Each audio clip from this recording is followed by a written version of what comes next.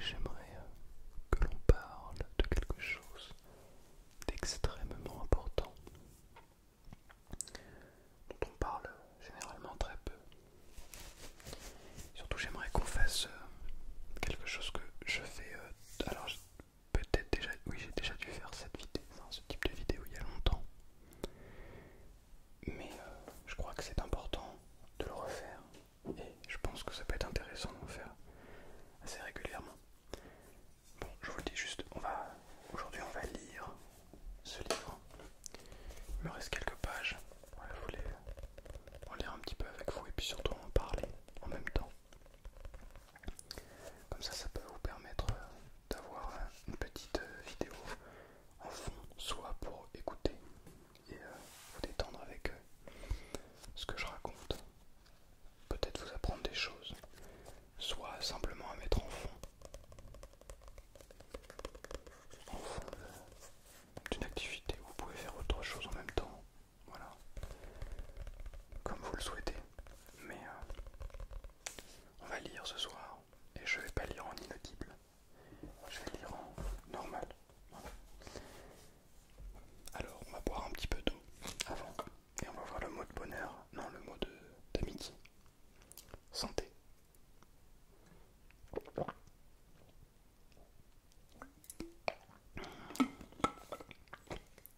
N'hésitez pas à boire en même temps d'ailleurs. Ça c'est très important. Alors, j'ai l'impression que la semaine dernière j'ai pas ouvert le mot, mais peut-être que si. Ah mais peut-être parce que ça fait une semaine et demie que je n'ai pas tourné de vidéo, contrairement à chaque fois je tourne tous les lundis, mais comme lundi était férié, je n'ai pas pu tourner. Il y avait du monde à la maison. Bon, c'est pas grave. C'est parti.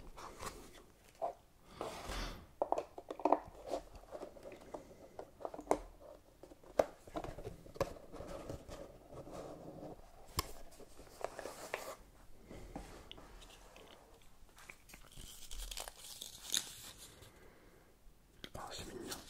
Il s'agit d'un couple. Un couple, hein, je pense. On se demande parfois si la vie a un sens. Et puis on rencontre des êtres qui donnent un sens à la vie. On se demande parfois si la vie a un sens. Et puis on rencontre des êtres qui donnent un sens à la vie.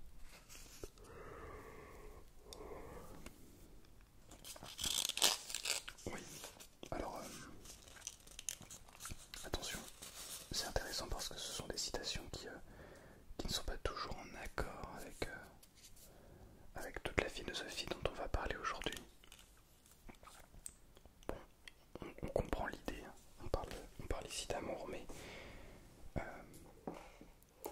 vous allez voir, ce dont on parle dans ce livre, c'est plutôt cette dimension d'être connecté à l'ici et maintenant, avec soi-même, qui va faire que vous allez tellement être beaucoup plus facilement connecté aux autres. Donc je vous propose d'avancer sur ma lecture actuelle, qui est Le pouvoir du moment présent de Edgar Tolle, qui est un livre un petit peu, on pourrait appeler ça de développement personnel. Lui il appelle ça un guide d'éveil spirituel. Donc c'est la réalité, c'est qu'en fait, de ce que j'en comprends, c'est qu'en fait il y a beaucoup de dimensions à ce livre. Et je crois que en fonction du moment où on lit ce livre dans notre vie, on n'en comprend pas toujours les mêmes choses, je pense. Bon, en tout cas, n'hésitez pas à me dire ce que vous en pensez dans les commentaires. C'est une vidéo qui, je sais, ne fera probablement pas beaucoup de vues, mais en tout cas qui plaira aux gens qui écouteront. Donc voilà, je suis très content de vous faire plaisir. Bien. Donc j'étais en plein milieu d'un chapitre, on devrait terminer. Ouais, il me reste 5 pages avant la fin de ce chapitre. Le chapitre étant, je ne sais plus le nom du chapitre.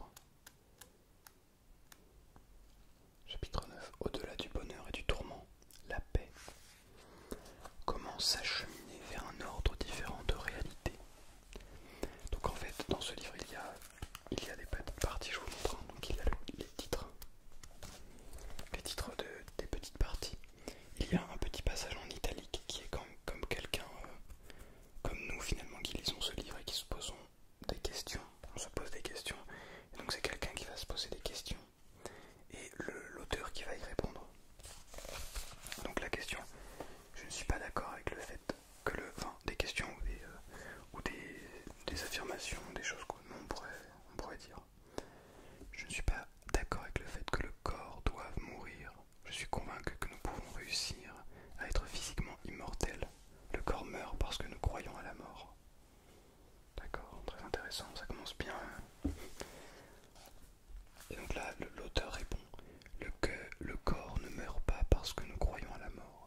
existe, ou du moins semble exister, parce que vous croyez à la mort. Le corps et la mort relèvent de la même illusion créée par l'ego, qui n'a aucune conscience de la source de vie et qui se considère comme une entité à part constamment menacée. Il crée ainsi l'illusion que vous êtes un corps, un véhicule physique dense qui se trouve en permanence menacé par quelque chose. C'est pas si simple à comprendre en fait, c'est ça que j'adore avec ce livre. Le corps et la mort relèvent. Oui, en fait, il considère qu'il faut se détacher complètement du corps, de la mort, de tout ça, que tout ça ce sont des constructions en fait, bref. Vous, vous percevoir comme le corps vulnérable qui naît et qui meurt un peu plus tard, voilà l'illusion. Corps et mort, une illusion, l'un ne va pas sans l'autre. Vous voulez garder un aspect de l'illusion et vous débarrasser de l'autre, c'est impossible. Vous gardez tout, ou vous gardez tout, ou vous renoncez à tout. Donc soit on renonce au corps physique et à la mort, soit on garde l'illusion, bref, vous avez compris. Peut-être pas, c'est pas si simple. Néanmoins, vous ne pouvez vous échapper du corps, et ce n'est pas nécessaire non plus. Le corps représente une incroyable fausse perception de votre véritable nature. Cependant, votre véritable nature est cachée quelque part dans cette illusion et non en dehors d'elle. Cela revient donc à dire que le corps est quand même son seul point d'accès.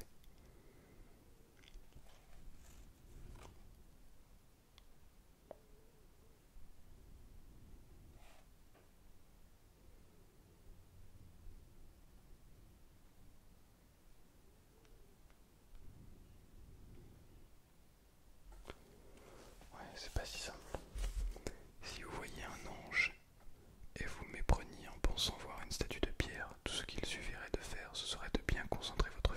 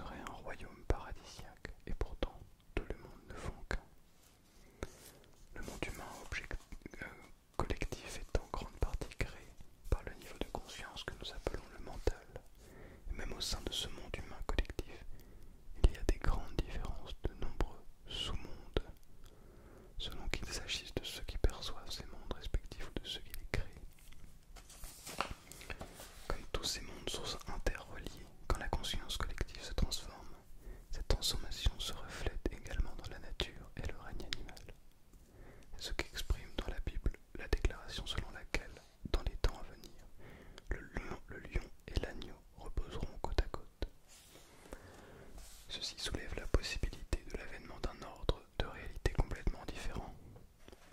Le monde tel qu'il nous apparaît actuellement est, comme je l'ai dit, un reflet du monde de l'ego, étant donné que la peur est une inévitable conséquence de l'illusion de l'ego. Celle-ci domine ce monde. Tout comme les images d'un rêve constituent des symboles de nos sentiments et de nos états intérieurs, notre réalité collective est en grande partie l'expression symbolique de notre peur et des épaisses et lourdes couches de négativité qui se sont accumulées dans la psyché humaine collective. Nous ne sommes pas dissociés de notre monde.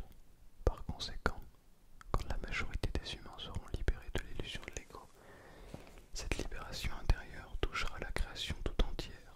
Littéralement, vous vivrez dans un nouveau monde. Un basculement de la conscience à l'échelle planétaire se produira. Il existe un étrange dicton bouddhiste selon lequel chaque arbre et chaque brin d'herbe connaîtront l'illumination à un moment donné.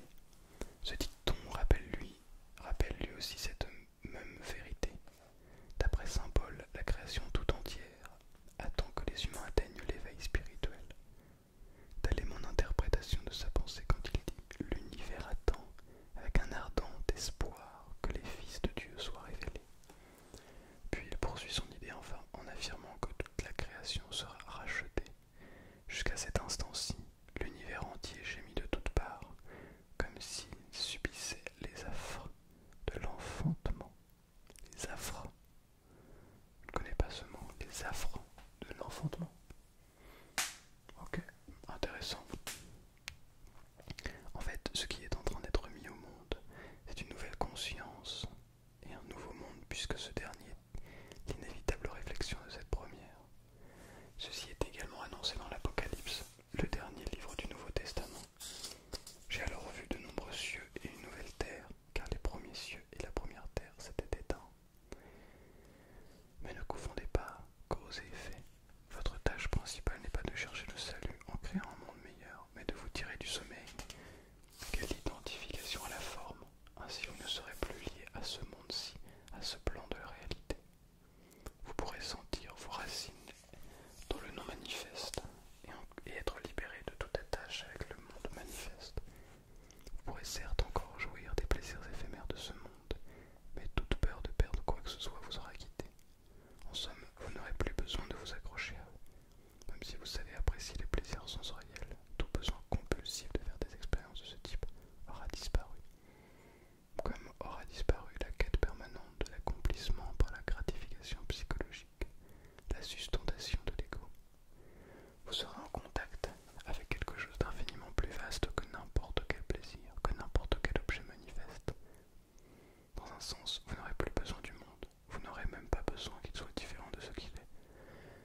C'est seulement rendu à ce point-là que vous commencerez à contribuer vraiment à faire un monde meilleur, à créer un nouvel ordre de réalité, que vous pourrez ressentir de la véritable compassion et aider les autres sur le plan de la cause.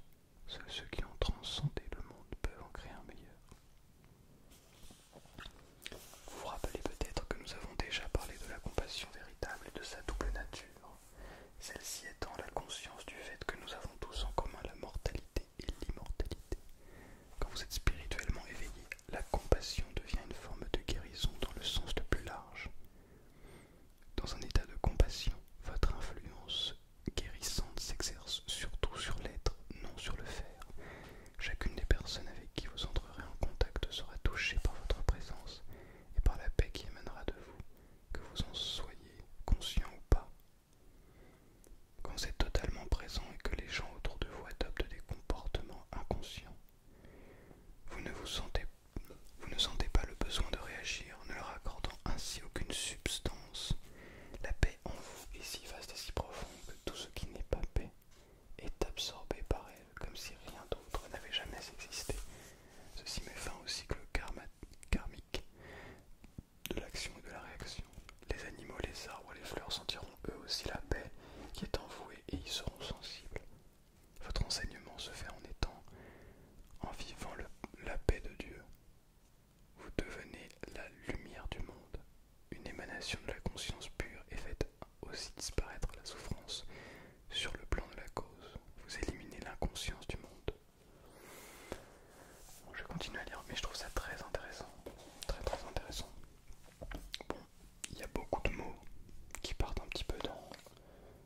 connaissances.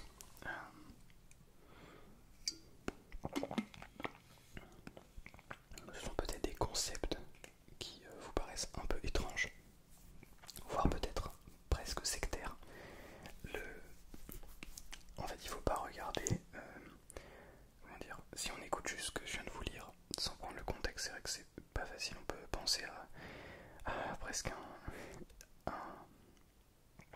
un livre religieux, mais c'est pas du tout le cas. Quand il parle de Dieu, par exemple, il ne parle pas d'un être ou de plusieurs êtres en fonction des différentes religions. Ça n'a rien à voir avec la religion. Quand il parle de Dieu, il parle de l'être. Lui, ce qu'il appelle Dieu, c'est l'être qui sommeille en chacun de nous. C'est ça qu'il appelle Dieu. C'est comment dire, cette libération de notre mental, de nos pensées, de tout ça. Donc bon, ça va assez loin, on va pas se mentir, mais je trouve ça très intéressant. Il faudrait évidemment le décortiquer le livre, ça prendrait vraiment beaucoup de temps. Donc je le fais pas ici, mais je trouve ça très intéressant parce que ça vient nous poser des questions sur vraiment pas mal de choses. Donc voilà, je sais pas ce que vous en avez compris. Et il parle de cette illumination, de cette comment il appelle ça, des êtres éveillés, non? Bref, en gros, il considère que tout le monde peut s'éveiller et que une fois que tu es éveillé, en fait, tu permets aux autres de s'éveiller aussi, parce que juste en étant toi-même, en étant cette personne éveillée, tu vas naturellement amener les autres à s'éveiller. Je sais pas si vous voyez ce que je veux dire. Bon, je suis pas tout à fait d'accord avec ce qu'il raconte toujours, évidemment. Je pense que tout le monde ne peut pas s'éveiller, comme il dit ici. On considère ça comme un éveil, comme une sorte de paix intérieure, quelqu'un qui est en paix avec soi-même. Je pense que c'est impossible que l'ensemble de l'humanité s'éveille comme ça. Est-ce que ce serait souhaitable en plus? Ça, c'est encore une autre question. Mais je pense que c'est impossible. Ça demande beaucoup trop de ressources, non pas matérielles, mais beaucoup trop de ressources mentales, etc. C'est évidemment pas facile. Bref, beaucoup de blabla. Donc, ah oui, là aussi, je vous explique quand même, il a mis ce petit signe là. En fait, de temps en temps, il met ce petit signe pour, pour inviter les gens à faire une petite pause dans la lecture. C'est pour ça que je fais une pause là. Et inviter à réfléchir sur ce qu'on vient de lire, à prendre le temps de le digérer, on va dire. On va dire ça comme ça. Ceci ne veut pas dire que vous ne pouvez pas aussi enseigner par l'action. Donc là, il disait que justement, simplement en étant éveillé, on permettait aux autres de s'éveiller aussi, en fait, naturellement. Ceci ne veut pas dire que vous ne pouvez pas aussi enseigner par l'action. Par exemple, en indiquant aux autres comment se désidentifier du mental, reconnaître ses scénarios inconscients, etc. Mais ce que vous êtes est un enseignement toujours plus essentiel et un agent de transformation plus puissant que ce que vous dites, plus important que ce que vous faites.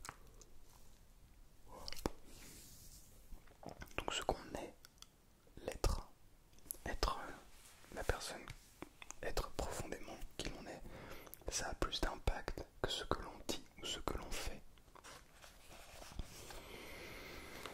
Par ailleurs, reconnaître la prééminence de l'être et par conséquent œuvrer sur le plan de la cause n'exclut pas la possibilité que votre compassion intervienne parallèlement, parallèlement sur le plan de l'action et de l'effet, en allégeant la souffrance quand vous la croisez. Quand une personne affamée vous demande du pain et que vous en avez, vous lui en donnez. Ce qui importe lorsque vous posez un tel geste, même si l'échange entre vous deux est très bref, c'est le moment où l'être est partagé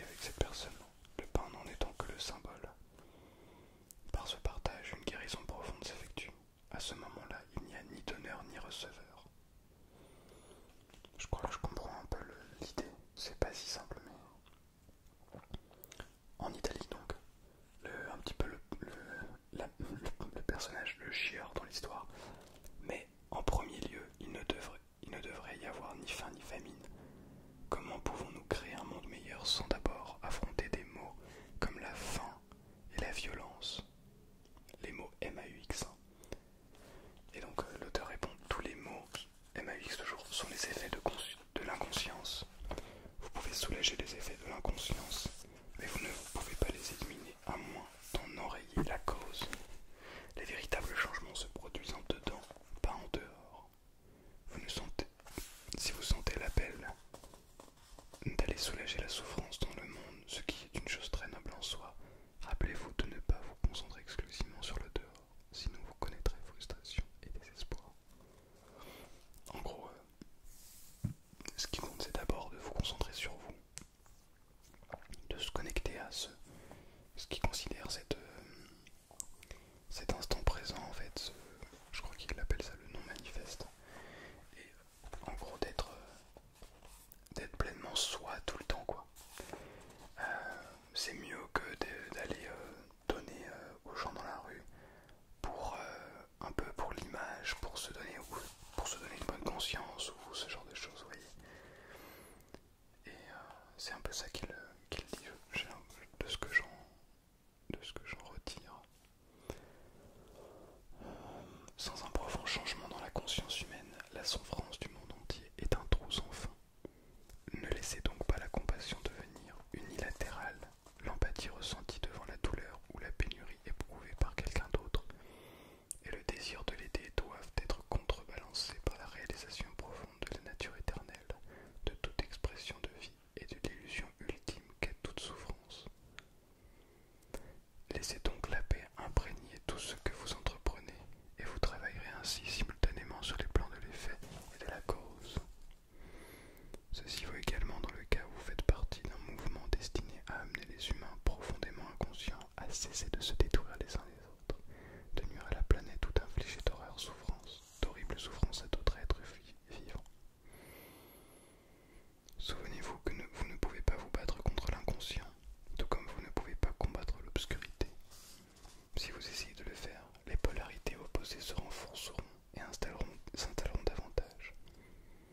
Vous vous identifierez à une des polarités et vous créerez un ennemi et serez à votre tour happé par l'inconscience. Élevez le niveau de conscience en disséminant de l'information ou, tout de plus, ne pratiquez que la résistance passive. Mais assurez-vous d'abord qu'il n'y a en vous aucune résistance importante, aucune haine, aucune négativité. Aimez vos ennemis, dit Jésus, ce qui bien sûr signifie n'ayez pas d'ennemis. Une fois que vous êtes engagé à travailler sur les faits, il est très facile de vous y perdre. Restez vigilant et très très présent. Le niveau causal doit rester votre point de mire, l'enseignement de l'éveil. Votre principal objectif est la paix, le plus précieux cadeau à offrir au monde. Bien, il va rester un chapitre à lire. Je crois qu'il me reste une petite vingtaine de pages sur le chapitre. On est page 221.